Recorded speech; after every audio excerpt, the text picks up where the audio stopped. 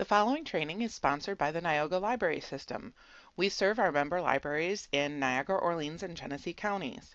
You can always visit our main web page listed here at neoga.org, or certainly visit your local library homepage and use your library card to get access to streaming videos, downloadable music, audiobooks, ebooks, and even more from the comfort of your own home. Thank you. Hello. And this video is on LinkedIn. There, it is a great resource for all. Most of us generally think of LinkedIn as a tool for job seekers. I do have a class that talks titled Introduction to LinkedIn and Social Media. Generally, I teach it at the job centers in our service area. And in it, I do highlight how to create a LinkedIn profile, use the network, find job leads, and even apply for jobs. And but here, I want to expose you all to using LinkedIn in a more consistent manner, connecting professionally with our peers and industry leaders. We can stay in contact and not have to worry about the same pitfalls as Facebook, a platform that is really meant to be more social or show more private life. Although there's a lot of professional groups on Facebook and people use Facebook in huge ways. So it's not all bad. Okay. So I want to be careful again what I say. LinkedIn, though, has been described as the Facebook for grown-ups, and that is still accurate. It's not for anything other than professional posts, professional connections, and professional development. I repeated that on purpose to be professional, you know. Okay. So if you don't currently have a LinkedIn profile, it is as easy to create one as a Facebook profile, but please, please, please use a personal email address to create it. Okay. Don't use your work email address if for some reason you leave that position, you move to a different position, whatnot, suddenly you lose that particular email. You can really be it gets bad quick. So use a personal email that you will continue to have control of essentially for the rest of your life until, as long as you have the password. All right. Okay, so now that we're aware of this, let's go ahead and dive in. But first things first, I am going to mention something right away that wasn't really covered in the other points that I had found, so I want to say it now. And that is the first thing I want to say is to use hashtags well. Follow them, search for them, and use them. Hashtags are those human-created links between posts, as opposed to the algorithm-created links, what the algorithm the machine thinks is going to be relevant to you. Hashtags are a way to extend the reach of your post, brand, or information. There is an absolutely huge difference between posting something simple like it's National Library Week to it's hashtag National Library Week, hashtag libraries, hashtag public libraries, hashtag free. This post will actually reach significantly more people outside of your LinkedIn network, outside of your connections on LinkedIn, all right? Because all users are free to follow any hashtag they like. So you can follow a hashtag, you can get notifications about and then see other users, people you may not know who are using the hashtags that then filter into your news feed or your feed on LinkedIn. Okay. So you make your post a little more public and show that you can use these links effectively, these hashtags. So going back to the Mind Tools content team, and as always, the stuff will be linked in the description, so show the original site some love. And they write, LinkedIn is the world's largest professional networking platform. It's also one of the most influential social media networks with 675 million users in 2020. That's a lot of people.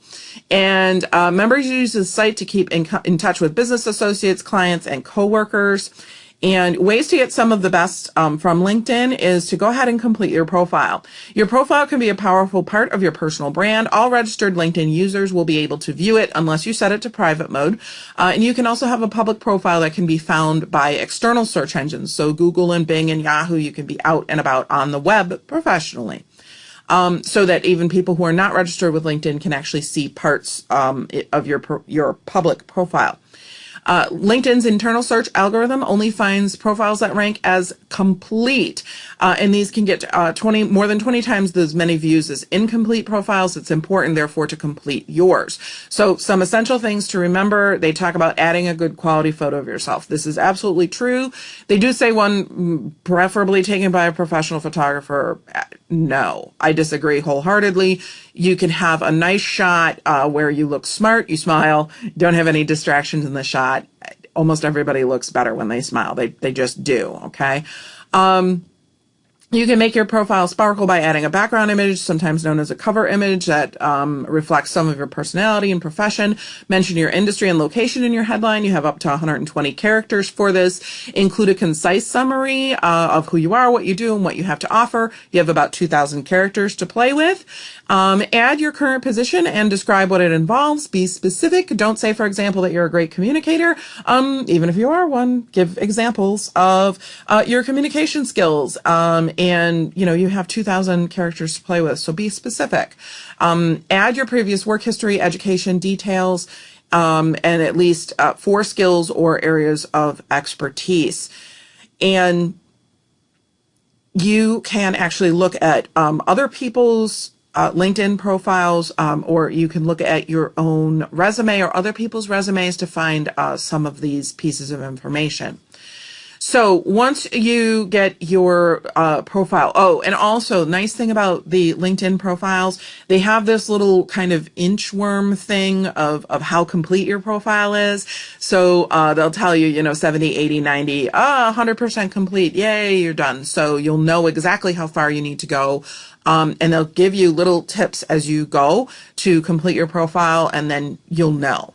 So once you do that, you can contact and connect with other LinkedIn users. LinkedIn enables you to network with people in your profession and industry. It's a great way to stay up to date with the latest developments and to share information with others in your field.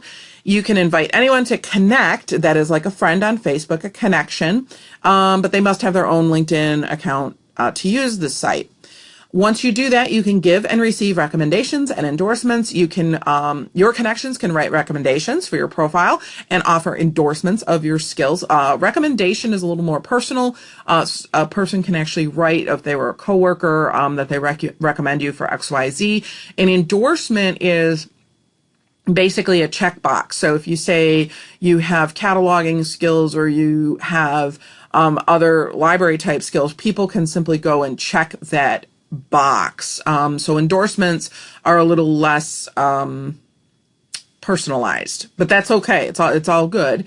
And aim to collect a handful of these, somewhere between 5 and 10 generally, by asking people you've worked with to write you one or to check certain ones, and then you can go and write or check endorsements and recommendations for others. And that's a good way, of course, to get people to write one for you.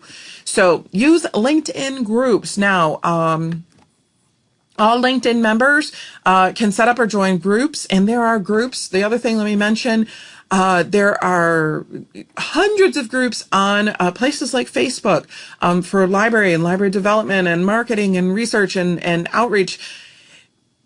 You can join LinkedIn and you can use LinkedIn groups. You can use the search bar at the top of the profile on LinkedIn to find groups, and then you can find new groups via the ones you've already joined. And once you're in a group, you can join group conversations. You can ask questions, send messages to other members. You can, again, expand your personal connections on LinkedIn, which are essentially your friends, like on Facebook. And they're a valuable source of information, ideas, and support. Share your knowledge, and other people will share with you. What I was saying was that there's a lot of these on Facebook too, but I get very afraid on Facebook because too many things can get a bit mushed together, and that it's just easier to me if I say, okay, I'm on Facebook now, that's personal, it's social, whatnot. When I'm on LinkedIn, boom, you flip a switch. You're professional, it's about the industry, it's about libraries and librarians, and you can then go back and forth. I find that very difficult to do personally, say on Facebook or whatnot, and by using Facebook strictly for personal social things and LinkedIn strictly for professional things, I find it much easier to use and to do. Create engaging content, especially for LinkedIn. Just as with other social networks, you can post simple text updates, just like I was talking about the hashtags up above there. Images, links, you can share posts from other users. Be sure that your post is useful, informative, and relevant to your professional connections. You may want to brush up on your writing skills. You can also record or upload videos directly to LinkedIn from your device, so you can share your experiences and boost your organization and brand identity. Also, last but not least, of course, observe professional etiquette on LinkedIn. Success on LinkedIn depends on developing and maintaining a good reputation. This means it's important to appear professional at all times, so avoid posting the kind of personal material you might put on Facebook. Okay. Avoid spreading rumors or gossip. You never know who will read them. And be careful when you ask for or when you make an introduction, say, between connections, or say this person you might know this person, or they have information that might be good for you. Do so only if you believe that both parties can benefit, okay? Always be mindful of what you say about your organization. As a matter of fact, on LinkedIn, I would just strongly recommend that you don't say that no opinions necessarily, but certainly share things like information, your schedule, what you're doing. So with your organization, everything that will build it up and will be good for it.